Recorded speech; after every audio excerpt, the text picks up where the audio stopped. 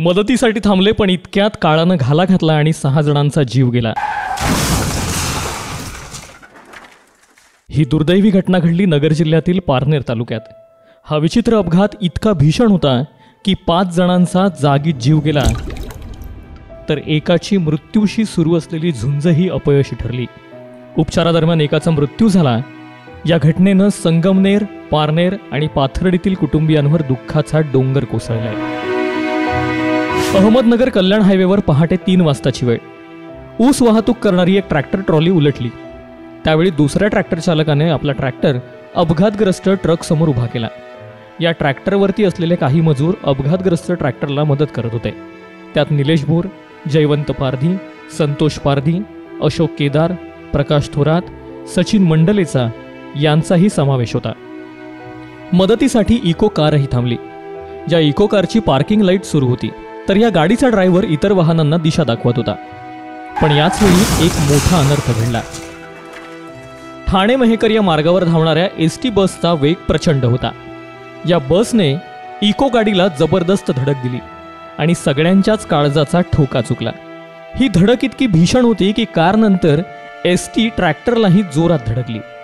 इतकंच काय तर अपघातग्रस्त ट्रॅक्टरला मदत करणाऱ्यांनाही बसने चिरडलं। ज्या अपघातात बसच्या समोरील बाजूच्याही चिंधड्या उडाल्या तर इको कारचंही प्रचंड मोठं नुकसान झालं। या अपघातादरम्यान मदतीसाठी पुढे सरसावलेल्या लोकांवरच नियतीने घाला घातला। पण रात्रीच्या मिट्ट अंधारात अपघातानंतर नेमकं कुणाला काय झालंय, किती लागलंय हे कळणंही कठीण होऊन बसलं होतं। अंगावर काटा आणणारा असा हा प्रसंग होता। मध्यरात्री घडलेल्या या विचित्र अपघातात 5 जण चिरडले गेले आणि त्यांचा जागीच जीव गेला। तर गंभीर जखमी झालेल्या एकाला नगरच्या रुग्णालयात दाखल करण्यात आलं। पण मृत्यूशी सुरू असलेली त्याची झुंजही अपयशी ठरली।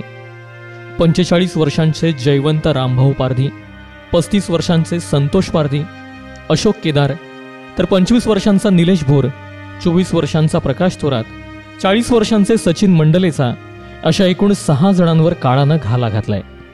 अपघातग्रस्तांच्या मदतीसाठी धावणं या 6ही जणांच्या जीवावर बेतलंय। आता या 6ही जणांच्या मृत्यूने त्यांच्या कुटुंबियांचं काय होणार हा प्रश्न उपस्थित झालाय। ब्युरो रिपोर्ट, साम टीव्ही न्यूज, अहमदनगर। देश विदेशातील प्रत्येक घडामोडींचे लाईव्ह अपडेट मिळवण्यासाठी आता साम टीव्हीच्या सर्व सोशल मीडिया प्लॅटफॉर्मला लाईक, फॉलो आणि सबस्क्राईब करा।